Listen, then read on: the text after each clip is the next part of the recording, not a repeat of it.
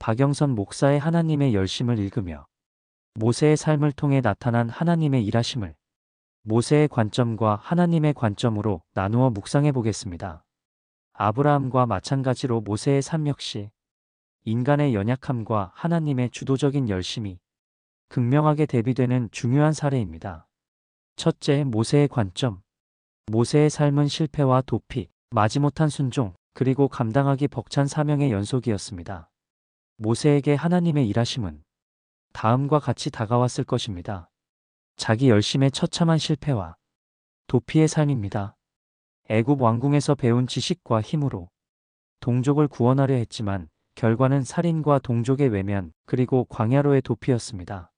40년간 미디안 광야에서 양을 치며 자신의 무력함과 실패를 뼈저리게 느꼈을 것입니다. 과거의 뜨거웠던 열정은 사라지고 평범한 목자로 잊혀가는 삶에 익숙해졌을 것입니다. 불가항력적인 부르심과 끊임없는 자기 변명의 삶입니다. 80세의 나이에 떨기나무 불꽃 가운데 나타나신 하나님은 그의 과거 실패나 현재 상태와 상관없이 이스라엘을 구출하라는 거대한 사명을 주십니다. 모세는 내가 누구이기에 그들이 나를 믿지 않을 것입니다. 나는 본래 말을 잘 못합니다. 등 온갖 이유를 대며 거절하려 했습니다. 그는 이 사명이 자신의 능력 밖의 일임을 너무나 잘 알았기에 두려움과 부담감이 컸을 것입니다. 하나님의 강권하심과 떠밀리듯 나아간 삶입니다. 그의 거듭된 변명에도 불구하고 하나님은 표적을 보여주시고 스스로 있는 자라는 당신의 이름을 계시하며 형 아론을 붙여주시면서까지 그를 강권하십니다. 모세는 자원하는 마음보다는 하나님의 강력한 뜻에 떠밀리듯 애굽으로 향하게 됩니다. 감당하기 벅찬 리더십과 백성의 원망이 가득한 삶입니다. 바로 앞에 서는 것도 두려운데 기적을 보고도 끊임없이 불평하고 원망하며 심지어 우상숭배까지 하는 백성들을 이끌어야 하는 책임은 상상 이상으로 무겁고 고통스러웠을 것입니다. 그는 백성과 하나님 사이에서 중재하며 극심한 스트레스와 외로움을 느꼈을 것입니다. 때로는 분노를 참지 못하는 자신의 한계를 경험하기도 했습니다. 하나님의 능력과 임재의 생생한 경험의 삶입니다. 그럼에도 불구하고 10가지 재앙, 홍해, 도하, 만나와 메추라기, 반석에서 물이 나는 등 인간의 상상을 초월하는 하나님의 능력을 가장 가까이에서 목격했습니다. 시내산에서 하나님의 영광과 임재를 경험하며 그분과 독대하는 특별한 관계를 누리기도 했습니다. 이는 그에게 경외감과 동시에 사명을 감당할 힘을 주었을 것입니다. 또한 개인적인 실패와 순종으로 평생을 헌신했지만 순간의 불순종으로 약속의 땅에 들어가지 못하게 된 것은 개인적으로 큰 아픔이었을 것입니다.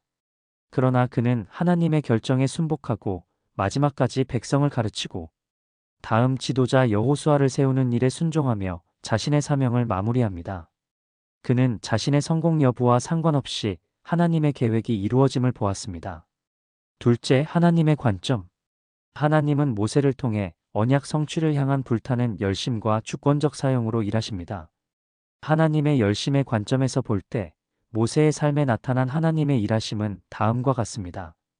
때가 참에 시작된 구원 계획을 열어주십니다.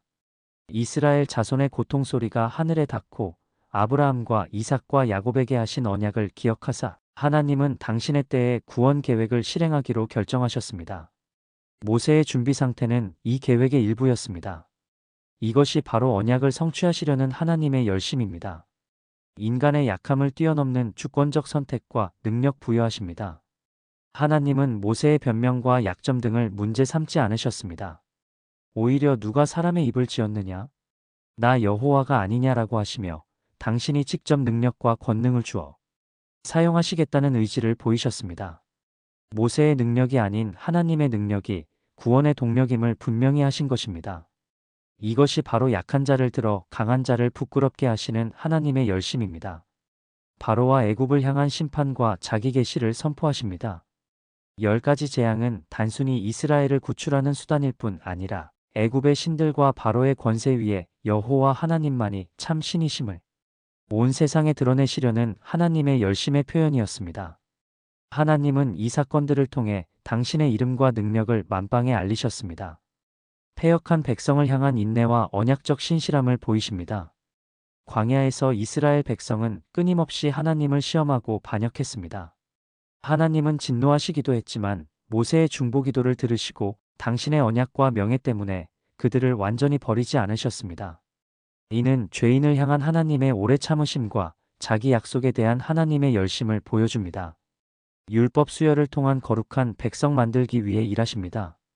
시내산에서 율법을 주신 것은 이스라엘을 구원했을 뿐 아니라 그들을 제사장 나라요 거룩한 백성으로 삼아 하나님과 교제하며 그분의 뜻대로 살아가도록 만드시려는 하나님의 열심의 표현입니다.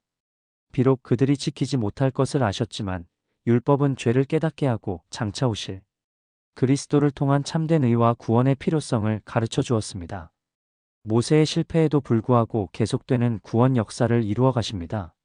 모세가 약속의 땅에 들어가지 못한 것은 안타까운 일이지만 하나님의 구원 계획 자체가 좌절된 것은 아닙니다. 하나님은 여호수아라는 다음 지도자를 세워 당신의 약속을 신실하게 이어가셨습니다. 이는 하나님의 계획이 한 개인의 성공이나 실패에 좌우되지 않음을 보여주는 하나님의 열심의 증거입니다. 결론적으로 하나님의 열심의 관점에서 모세의 이야기는 실패하고 연약하며 심지어 거부하기까지 하는 인간을 하나님께서 어떻게 당신의 주권적인 능력과 포기하지 않는 열심으로 붙드시고 사용하셔서 당신의 위대한 언약과 구원 계획을 이루어 가시는지를 극적으로 보여주는 사례입니다. 모세의 리더십은 그의 탁월함에서 나온 것이 아니라 전적으로 그를 부르시고 능력을 주시며 끝까지 이끄시는 하나님의 열심에 힘입은 것이었습니다.